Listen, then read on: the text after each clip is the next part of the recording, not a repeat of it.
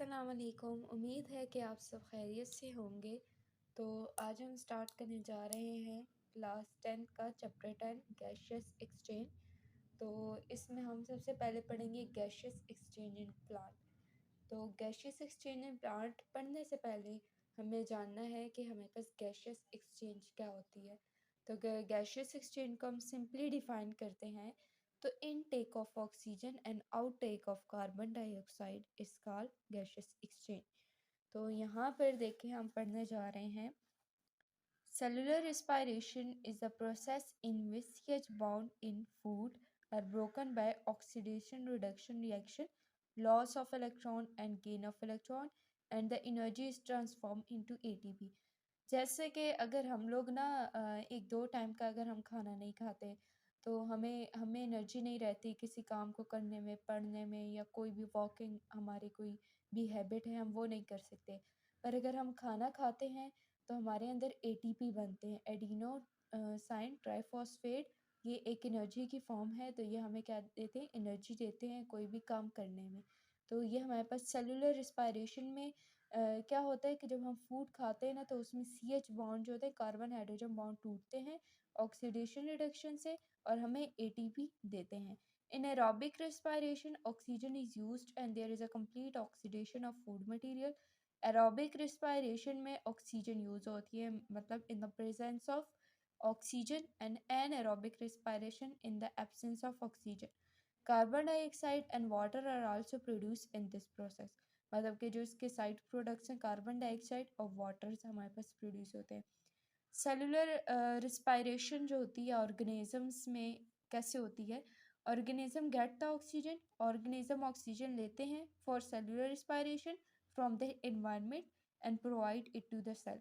जैसे ही ऑर्गेनिज्म हमारे पास ऑक्सीजन लेते हैं वो हमारे पास सेल्स में ट्रांसफॉर्म होती है। The carbon dioxide produce during the cellular respiration is taken out of the cell.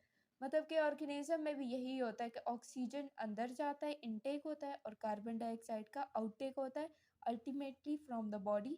Taking in oxygen and giving off carbon dioxide is term as the gaseous exchange. तो ये हमारे पास इसकी प्रॉपर डेफिनेशन है।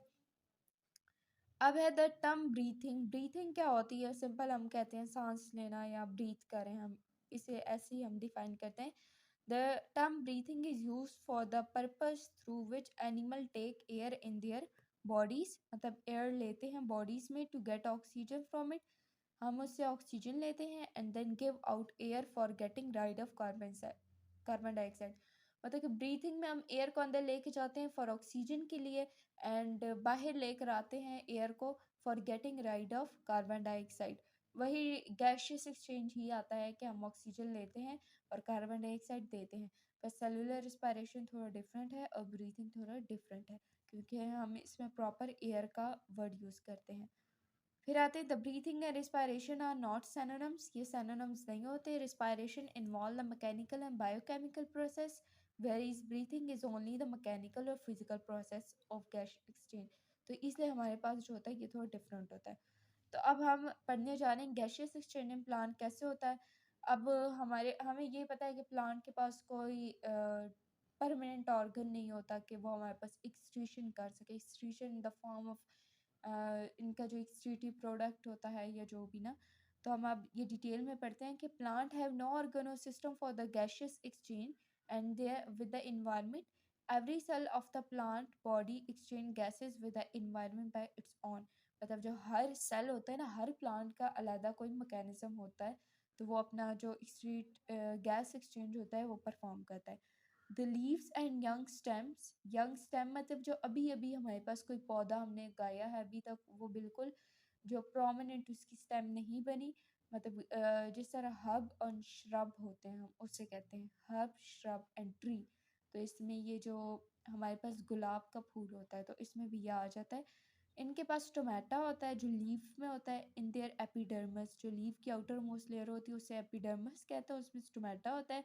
The gaseous exchange occur through this stomata. Gaseous exchange किस stomata से होती है। The inner cell of the leaf mesophyll and stem also है एयर स्पेसेस। जो मीजोफिल सेल्स होते हैं ना इनके लीव्स में, उनके पास एयर स्पेसेस होती है, मतलब छोटे छोटे सुराख होते हैं, ठीक है, among them which help in the gas exchange of gases. तो ये जो सुराख होते हैं इनके मीजोफिल लीव्स में, तो वो हमारे पास मदद करते हैं गैसेस एक्सचेंज में। फिर यहाँ पे आप देख सकते हैं कि हमारे पास एक स्टोमेटा इन लोगों ने दिया हुआ है। ये देखें, ये इसका लोअर एपिडर्मिस है, ये इसका गार्ड सेल है जो एक लोबिया की तरह होता है, बीन की तरह। एयर यहाँ से अंदर जाती है और एयर यहाँ से बाहर आती है, मतलब ये इनका ऐसे क्रॉस सेक्शनल एरिया है। और ये स्टोमा हम कहते हैं, इनर पार्ट को हम स्टोमा कहते हैं। और जो इसकी यहाँ यहाँ ये जो अटैचमेंट है ना इसकी, इसे हम गार्ड सेल कहते हैं। ये हमारे पास क्यूटिकल होती है, outer most layer of the leave इसका क्यूटिकल, ठीक है। अपर एपिडर्मिस होता है और ये मीजोफिल सेल्स जो होते हैं ये इसके अंदर होते हैं। तो हमने यहाँ पे पढ़ा है, ये हमारे पास पोर्स होते हैं और यहाँ से हमारे पास क्या होती है, गैस एक्सचेंज होती है। फिर leaf cells phase two situation, दो फेसेस होती हैं इनकी, ड्यूरिंग द डे टाइम और नाइट टाइम हम पढ़ेंगे इसमें। During the day time when the mesophyll cell of the leaves are carrying out photosynthesis and respiration side by side. मतलब कि दिन के टाइम क्या होता है, फोटोसिंथेसिस हो रही होती है, क्योंकि फोटो का मतलब होता है लाइट, ठीक है। लाइट के प्रेजेंस में हमारे पास हमेशा फोटोसिंथेसिस होती है। तो यहाँ पर रेस्पिरेशन भी हो रही होती है, ठीक है, साइड बाय साइड होती है फोटोसिंथेसिस के साथ ही। हम दिन के टाइम जो होते हैं ना ऑक्सीजन लेते हैं और दिन के टाइम हम कार्बन डाइऑक्साइड का आउटटेक करते हैं, पर रात के टाइम ना ऑपोजिट हो जाता है इसके, क्योंकि पौधे जो होते हैं ना रात के टाइम इनका मैकेनिज्म डिफरेंट होता है। उस टाइम ये लोग जो होते हैं ना कार्बन डाइऑक्साइड देते हैं और ऑक्सीजन वापस इनटेक लेते हैं। पौधों की बात हो रही है, ठीक है। इसलिए लोग जो कहते हैं कि हम दरख्तों के नीचे सो रहे हैं, हमारा सांस बंद हो रहा है, तो जिन्नात हैं, ये हैं।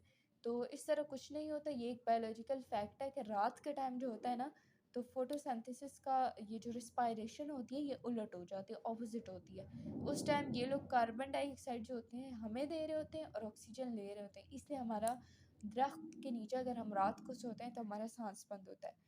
तो ये इसकी जो है ये इसका फैक्ट है। The oxygen produce in photosynthesis is utilize in cellular respiration. अब जाहिर सी बात है जो ऑक्सीजन रिलीज होती है फोटोसिंथेसिस में दिन के टाइम में, वो हम ही यूटिलाइज करते हैं। Similarly the carbon dioxide produce during the cellular respiration utilize in photosynthesis. मतलब कि दिन के टाइम कार्बन डाइऑक्साइड पौधों ने फोटोसिंथेसिस के लिए यूज़ की और उसके बैक प्रोडक्ट में हमें oxygen the. However, during night when there is a no photosynthesis, night के टाइम कोई photosynthesis नहीं होती क्योंकि कोई डाइट नहीं होती। The leaf cell get the oxygen from the environment। जो लीफ के सेल होते हैं ना, environment से क्या लेते हैं, ऑक्सीजन लेते हैं। यही बात मैंने आपको एक्सप्लेन की है। And release carbon dioxide through stomata. तो ये कार्बन डाइऑक्साइड देते हैं, ऑपोजिट मैकेनिज्म होता है रात के टाइम। इन वुडी स्टेम, मतलब कि जैसे कोई ट्री है, एंड मेच्योर रूट, ठीक है, मतलब कोई बहुत पुराना दरख्त है। The entire surface is covered by bark which is impervious to gases और वाटर। अच्छा, अब ये मैं आपको बता दूं, ये जो बार्क होती है ना, बार्क ऑफ ट्री, ये अक्सर जंगलों में बंदा जाए या कोई पुराना स्कूल में भी दरख्त लगा होता है ना, तो उसके ऊपर जो कवरिंग होती है ना, वो अक्सर उतर रही होती है ना, कोई मोटी लकड़ी लगने में महसूस हो रही थी, तो असल में वो बार्क ऑफ ट्री होती है, ठीक है। तो वो हम उसे बार्क कहते हैं। तो पहले ना ऐसे होता है कि जब बार्क होती है ना उसमें भी कोई पोर्स होते हैं, तो वहाँ से भी हमारे पास गैसेस एक्सचेंज होती है। However, there are certain pores in the layer of bark. They are called lenticles। तो ये पेपर में आता है कि lenticles हमारे पास क्या होते हैं। तो ये आपने अच्छी तरह पढ़ना है कि bark of tree में हमारे पास certain pores होते हैं जिन्हें हम lenticles कहते हैं। और lenticle जो होते हैं ना, वहाँ से हमारे पास क्या होती है, गैस एक्सचेंज होती है। अच्छा, अब हम पढ़ते हैं कि gases diffuse in and out of general surface of the young roots. जो यंग रूट्स मतलब अभी न्यू न्यू हमने पौधा लगाया हुआ है, तो गैसेस जो होती है ना उसकी जनरल सरफेस से ही, नॉर्मल जो उसकी सरफेस होती है वहीं से डिफ्यूज होती हैं। The gases are found in the soil surrounding the root, ठीक है। जो गैसेस कहाँ से आती हैं इनमें, ये जो मिट्टी होती है ना, मिट्टी में ही हमारे पास ज़ाहिर है कोई पौधा उगता है, तो वहाँ से इनकी गैसेस एक्सचेंज होती है रूट से। The aquatic plants get the oxygen dissolve in water and release carbon dioxide in the water। जो aquatic plant होते हैं, ठीक है, ये हाइड्रा वगैरह जो होते हैं ये पानी में होते हैं ना। ये आगे चैप्टर में आप पढ़ेंगे जीरोफाइट और ये जो मीजोफाइट्स होते हैं और हाइड्रोफाइट्स। तो ये आपको डिटेल में मैं समझाऊंगी, तो उसमें आपको समझ आ जाएगा कि ये कैसे ऑक्सीजन के आउटटेक करते हैं और पानी कैसे लेते हैं और कार्बन डाइऑक्साइड वाटर में ये रिलीज़ करते हैं। तो आज का हमारा ये टॉपिक ख़त्म होता है और आज के लिए बस इतना ही। और कल फिर हम स्टार्ट करेंगे गैसेस एक्सचेंज इन ह्यूमन। तो इसे मस्ट वॉच कीजिएगा, सब्सक्राइब कीजिए मेरे चैनल को, लाइक करें और शेयर करें अपने दोस्तों के साथ। और खुदा हाफिज़।